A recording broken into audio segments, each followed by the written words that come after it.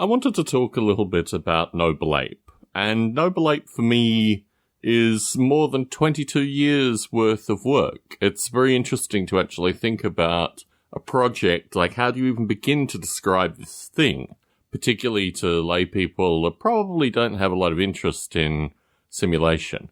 Noble Ape for me is more an emotion now. I mean, it's a continued effort. I put in, I don't know, maybe an evening a week, maybe a couple of evenings a week into Noble Ape still. What I'll have is typically 3 or 4 evenings in a row where I'm concentrating on working on Noble Ape, and then I'll go for a couple of weeks where I don't work on it. So for me, Noble Ape has always been about a raw idea associated with what software can actually do. The notion that software can actually impact very fundamental ideas associated with the mind and free will and a variety of other stuff that you learn in metaphysics as you study it in philosophy in maybe second year at university. This whole notion that software can provide insights into things that people normally wouldn't even think software had any business doing. This is the emotion with Noble Ape. And for me, it's been such an ongoing and such a nurturing and sometimes confusing and sometimes enraging process. Just the ability to have a project that represents a certain aspect of my life's work is an amazing luxury. In fact, the idea of Noble Ape was pitched to me, let's use this term, by a fellow called Peter Wojciechowski, who I'm still connected with periodically. I still make contact with Peter. We're friends on Facebook. We're connected on LinkedIn. Peter came to me when I was probably about 18. No, much younger, actually. I must have been 16 or 17. And said to me that I had so many different pieces of software. Like at the time, I had antiviral software, I had compiler software, I had game software, various bits and pieces of software that I'd written. A lot of the software was actually actively being used. Now, it was being actively used by a small number of people, but it was still actively being used. So I had already experienced creating software and having a user base associated with software. And he, at the time, this is Peter Wojciechowski, pitched me the idea that virtual reality was where I should be. That I should be developing virtual reality software and rich virtual reality environments. And in parallel to this, I had a friend called Chris Jones, who was like a longtime school friend, and he had developed polymer coils and glasses that enabled you to see in 3D. And he was just an amazing person to know. I had a series of childhood friends that were all geniuses. Like, I am in no way a genius. Like, when you're surrounded by geniuses and you see how they operate, you start to realize that they are true and unique people in their own particular ways. And Chris Jones was clearly above and beyond his time. I mean, I think when he was 13 or 14, he taught what we called here a junior college, but he taught junior college courses as a 14-year-old. It was very, very strange. I had probably, I can count on one hand, maybe 4 or 5 exceptionally gifted friends that were the backbone, actually, for a lot of the stuff that you see now. Now, strangely, I maintain very few connections with these people now. They were, well, through their element and my element, they were limited friends, right? They were friends for a particular period of time. I went off and did my life. In some cases, I've actually pretty explicitly reduced it down to jealousy, which is a really curious thing, that I have been able to do things in my life that they wanted to do. And that is actually really a very strange thing associated with these childhood friendships, that you lose contact with people for reasons that aren't real reasons. I mean, it's all very strange. Anyway, so I had a friend who had developed VR technology, early VR technology, and was particularly interested in vector landscapes, and I had an interest in vector landscapes as well. And Peter Wojciechowski said to me, you've got to have a single thing, right? You're all over the place. You've got all this different software, but you've got to have a single thing. And this fermented in my brain for a period of time. And I was at university, and a mentor of mine who'd been actually a high school mentor, a fellow by the name of James Murata. So when I started high school in year 7, James Murata, I think, was in year 10, and he was my high school mentor. The high school had a mentoring program. James Murata as well is a brilliant man. and he went on to Oxford University. He was at Oxford for a period of time. I'm not sure what actually happened to James. He's another person I've lost contact with. But James Murata laid out to me a foundation of what he thought was possible. And because of the honours level philosophy course that he'd taken at the time, he was a very strong advocate that simulation software could never simulate the mind or any of these things. Like the whole notion of computational simulation that could actually give meaningful insight was something that was just created by tech people that were enamored by technology. So I thought this was wrong. Every aspect, every interaction I'd had with technology had always impressed me. It had always taken me further than I thought was possible. And through my own interaction with it at the time, I felt very strongly that the means of creating cognitive simulation, but also rich simulation environments were relatively easy. Like, they were mathematically easy. I was doing physics at the time as well. So I knew the mathematics were there for creating vast, real-world-like environments. Down to the biology, down to the ants, down to the birds, down to the fish. You could simulate these things with an amazing amount of accuracy. And unfortunately, graphics at the time, computer graphics, were not as they are now. I mean, they're still not where they need to be to do the kind of visualization of these kind of environments. They're getting closer.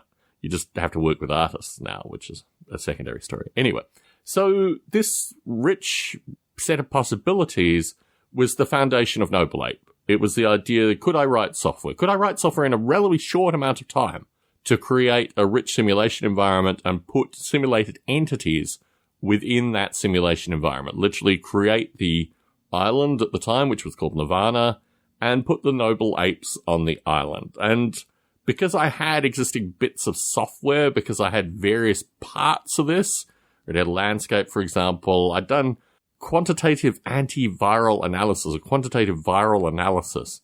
I had a series of agar, which is the jelly stuff that people put in petri dish simulations. I had a series of things that I could draw upon to make Noble Ape, well, it was called Nirvana at the time, it was called the Nirvana Project, in a relatively short amount of time. So my mother, who was a diplomat at the time, was based in Malaysia. I went up to Malaysia to visit her, and I used this opportunity to actually put all this software together and launch it as the Nirvana Project, as it was called then. And this was on June 13th, 1996. Now, June 13th already had a particularly interesting importance to me as a date. In 1992, a school friend of mine who was actually relatively important, he's going to come and stay with me for a period of time, maybe in the near future, and he stayed with me for an extended period of time previously. He disappeared. He completely disappeared. He was no longer there. And what was fascinating to me, we were musical collaborators as well at the time. We did a variety of things together, but musical collaboration was the main part. This notion of someone leaving you, this notion of being in a collaborative effort and then having someone disappear or just is no longer there is such a large part of my legacy. It's such a large part of so many different working relationships that I've had through my life. And this notion that people are not only unreliable, but just not present is marked by the date June 13th for me, very strongly associated with my friend disappearing. He did come back about 6 months later. He came with another fellow. I've written a novella called Field of Chaos about that whole thing. But it was an experience that challenged me in a variety of different levels. And I would have been, 16 at the time, 15 at the time when this happened. But just dealing with the sense of death-like loss, because he just disappeared, was something that was very important to me to identify work that I needed to do on my own versus work that I needed to do in collaboration.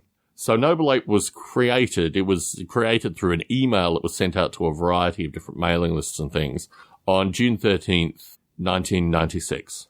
And at that time, the software was pretty well there.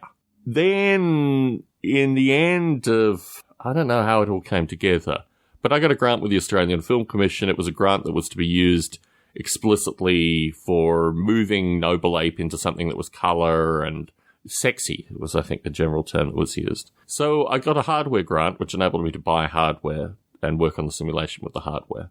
And that moved Noble Ape to another level.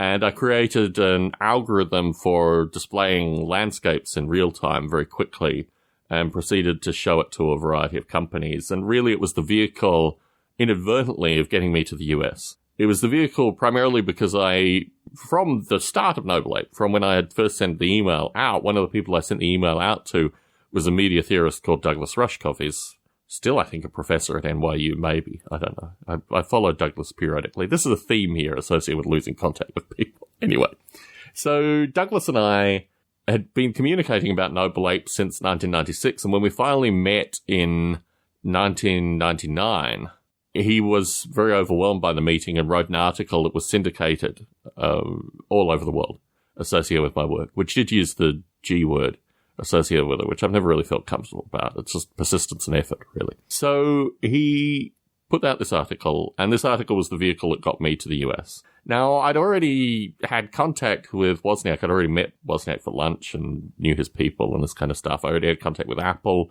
before the Rushkoff article came out. And I met with a number of other smaller companies and individuals in the US predominantly associated with Noble Ape. But after the Rushkoff article came out, it just changed my ability to meet people, my ability to interact. And there's a whole series of thoughts associated with maybe I squandered this time, but it got me out of Australia. And that was really one of the fundamental tenets of Noble Ape, was to create something that was sufficiently intellectually empowering to actually get me out of the country that I was born in. Very strange, but let's just run with that idea. So somewhere around 2001, a former Microsoft fellow decided that he wanted to have the domain name associated with Noble Ape, which was nirvana.com at the time, with an E, N-E-R-V-A-N-A. And what proceeded to continue was about 6 months worth of nonsense associated with this. Now, there'd been a whole lot of additional nonsense. The landscape algorithm that I'd used to project me to the US was under not even litigation, but there was various claims associated with how this thing had been created and where the money and intellectual property had come from. And all this stuff was very boring, just involved a lot of lawyers, and ultimately it's not even something that I really think is worth talking about because it was a small part of a development that was in whole Nirvana, which became Noble Ape. And through the 2000 period when I was in the US, I created an open source project that was very definitely what Noble Ape was, and I had a bunch of other stuff that I was tinkering with. So I'd already delimited it and also created a lot of intellectual property descriptions, which followed a coherent discussion associated with this thing. Then you have a circumstance where I got sick of Nirvana as a name. I got sick of the nonsense with the Microsoft fellow or the ex-Microsoft fellow, and he just had people that were pestering me, just annoying me. These were all electronic communications. I was based in the UK by this point. I thought, okay, the creatures on the island are called Noble Ape, so the project is Noble Ape. Let's just move it over to that thing. So Noble Ape became the new naming vehicle for these set of ideas. One of the things that frustrated me in the US was that so much of my time was spent with lawyers and dealing with nonsense, and so little of it was done actually associated with the primary development that had got me over there, or got me here, because I'm now sitting in the US. Anyway, so when I was in the UK, I made a strong philosophical effort to reinvest in Noble Ape. And I spent many, many hours in evenings toiling away to do half a dozen things. One of the things that I did was move Noble Ape into what was called Carbon at the time, which was Apple's new, user interface. And after doing this for about 18 months in 2003, Apple actually contacted me. A couple of engineers were so impressed with the work that I'd done with Noble Ape in particular that it would compile on a variety of different compilers. There were 3+ compilers that you could use to create Apple code at the time, and it worked on all of those. So these two engineers, representing the efforts I was putting into Noble Ape beautifully, decided to start evangelizing Noble Ape and actually displayed it at Apple's developer conference, which at the time was strange and stunning and impressive, but I was in the UK and they were in the US, and the time zone differences and all this stuff made it very interesting, but we did have a chat and we corresponded, obviously. And they contributed source code back associated with the development that they'd done, and this was the first real meaningful reward associated with open source that I had. But it was an interesting period because it made me realize that, and I wasn't making money through any of this, but it made me realize that the intellectual rigor that I'd put into Noble Ape, and here very technically intellectual rigor, had some very solid, meaningful benefit. And ultimately, I mean, it's pretty amazing that Noble Ape was put on DVDs with every Mac that was sold for 7 years. Extraordinary, in fact. So in about 2005, when I actually moved back to the US, the two engineers that had evangelized Noble Ape were no longer at Apple. They left very swiftly. Fortunately, Apple changed everything, and they went on to get jobs elsewhere. I don't think they've ever worked together. Well, they worked together for a short period of time, but they're both doing very different things now. And then Noble Ape was used by Intel for a period of time. Now, you've got to appreciate, particularly the life in Las Vegas. The life in Las Vegas was, I don't know, the whole return to the US was kind of strange and strained, and it was just an interesting environment to start existing again. But at the same point, I wanted to put in a lot of effort into Noble Ape, and it was really through a period of time where I was debating the long-standing relationship with Apple. Like, Apple wanted things done with Noble Ape, where I just thought, like, I've got to spend some time actually, like, developing this simulation at some stage. Maintaining all this stuff for this corporation is interesting, but it's not really, like, where I'm at. So this was an interesting period, and also this was the period of time that I started podcasting. This was also the period of time where I really discovered that there was a community of other folk. They weren't like-minded folk, but there were other folk that were developing simulation software over the globe. So this was also the period of Biota, or my editorial work with Biota, and the Biota Live podcast, and all these kind of things that came through this period of time. Now, also, through this period of time, three actually, developers started working with Noble Ape. Originally, there was a gentleman called Riddle Pentapali, then there was Pedro Ferreira, and then there was Bob Mottram. And in terms of actual collaboration and long-time work, Bob Mottram is the pinnacle of the folks that I've worked with Noble Ape. I had the opportunity to meet with him for a short period of time, maybe a couple of years ago, and I really felt saddened to a certain extent that we couldn't spend more time together. It was difficult. I mean, the nature of me going to places is always, it's a rush and what have you. But my meeting with Bob was literally a short lunch with a series of other things that were going on. And we didn't really have an opportunity to talk about deeper, more philosophical things. We were really just talking about bread and butter. And he brought a list of questions, and I answered the questions that he presented to me. But Bob was someone who contributed, he basically doubled the source code. I mean, he did so much additional work in Noble Ape, and he made it a project that he loved as well, which I thought was something that was so refreshing to me, that another person can actually say, hey, wait, this is an amazing thing. There's something interesting in here that's worth investing a vast quantity of time and effort and text. I mean, that's literally what it is. It's source code. It's text. So through this period of time, I was reinvigorated to a certain extent with Noble Ape, and also I realized that some of the dogma that had driven me, in particular through a series of relatively dry and bleak periods, both with regards to being in the US, but also with regards to just constantly working to improve something for a corporation rather than perhaps spending more time working on Noble Ape itself. Well, Bob took all of that and started adding a bunch of additional theories, a bunch of different ideas. You've got to think of Noble Ape as really like a lab experiment or something like that. It's like a chemistry set for kids where you're adding experiments, you're adding new things into it continuously. And Bob brought in a series of ideas which I wasn't necessarily sympathetic to, but I just thought, well, isn't it cool that Bob can actually use Noble Ape to do the stuff? And Pedro Ferreira, to a lesser extent, was talking about doing this. But Bob actually came and contributed about 3 years' worth of effort. I felt at the time really privileged to work with Bob, and I did buy him a computer as a thank you.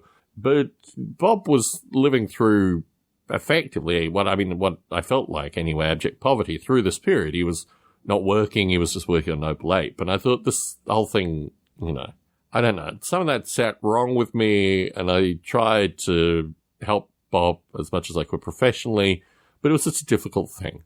And it was a thing which was disproportionate, and Bob hasn't really worked on Noble Ape since. He's worked on a series of other things, but I think that's the nature of open source, that people will just come to it, collaborate on it for a period of time, and then they'll go off and do other stuff.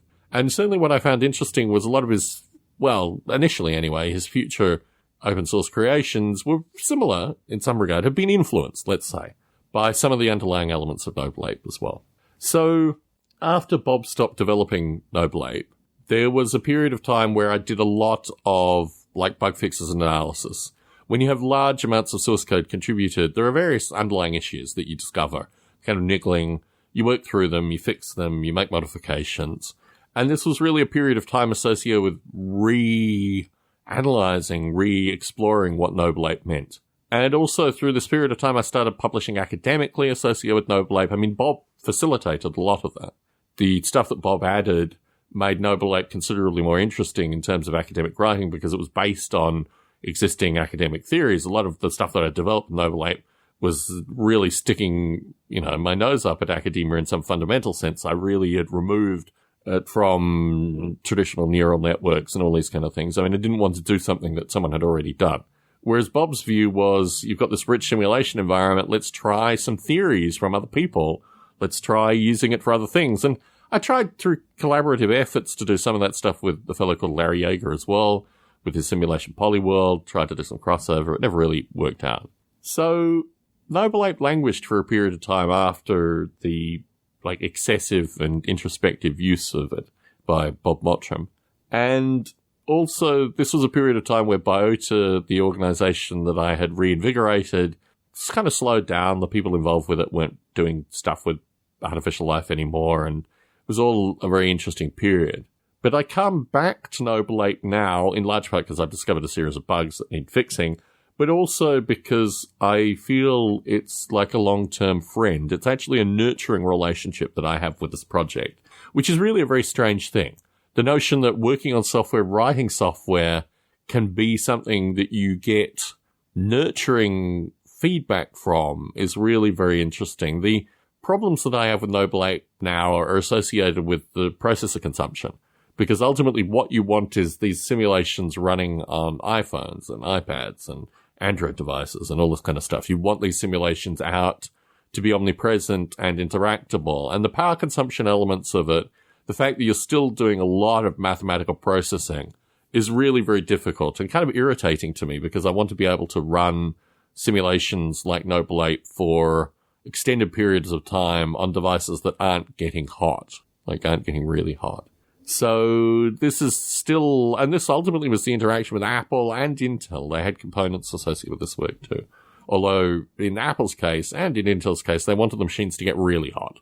That was basically why they were using Noble Ape, for other reasons as well. But one of the reasons was to get the processors being utilized at the maximum possible way. So now for me, Noble Ape is something that I work on a regular basis. It's something that is re-energizing to me. I've taken an idea which was originally called the Mushroom Boy, which was to simulate a city environment to a very high level of detail. It was part of a game, but the simulation of the city and creating genetically basically using the same biology methodologies that I used in Noble Ape, the same ways I constructed the biology, to create large cities. When I'm talking large cities, I'm talking 60 plus blocks by 60 plus blocks, functioning cities with shops and businesses and traffic and houses and all these kind of things. Well, taking that element and putting Noble Apes in that environment, creating the city and then having the Noble Apes wander through to see if they become workers, to see if they become radicalized, what actually happens when you take simulated entities that are used to biological, raw biological environments, literally digging for food and picking berries and these kind of things, and you put them in a cityscape. What's the transition between hunter-gatherer human to city-dwelling human? That's the next step with Noble Ape. That's the next thing that I'm finding fascinating. And part of it is to get Noble Ape to a fashion where it can easily interact with, these are the individual agents. The actual Noble Apes can do enough stuff where they can interact with a cityscape. So this is the next part of Noble Ape. This is what's exciting me currently. And exists in two separate and distinct projects, one called the Mushroom Boy, which will become part of Noble Ape, and the other part, which is Noble Ape. And I think what's interesting to me is that Noble Ape has picked up a variety of ideas this way as well, that I'll just have a couple of projects and then think, well, really, this should be part of Noble Ape, and then it just becomes part of Noble Ape. So I wanted to present something right hot on the heels of the previous podcast, primarily because it's very difficult for me to talk coherently about net neutrality. And it's something which is difficult because of the nature of my work. I don't talk explicitly associated with the definition of net neutrality because I think there's actually a different definition of net neutrality. which is never talked about, but is actually about corporations interacting. And that really is it from my perspective. The hysteria, the politics associated with net neutrality, that's got nothing to do with actually two corporations, and it's a series of corporations, but it's primarily what's called loosely a B2B relationship. It is a business-to-business relationship. And the notion that individuals get so, I don't know, crazy about this whole thing strikes me as really strange, and just a description of how, like, corporate interests are the only interests in the political sphere, and it just has to be impacted down onto people. So because I couldn't really talk coherently about net neutrality specifically as an issue, I just like talking about it as a meta issue because I can't talk about that. I thought, I've got to record a long funk following, talk about Noble Ape, something I like to talk about, something which is considerably more reflective and has had a lot more emotional interaction. We didn't even talk about the comedian. Who needs to even talk about the comedian? So, you know, although the comedian honestly has been part of the past 6 months, Noble Ape year, you know, coming back to a project that has been tarnished, for want of a better term, or just abused and utilized incorrectly by some idiot.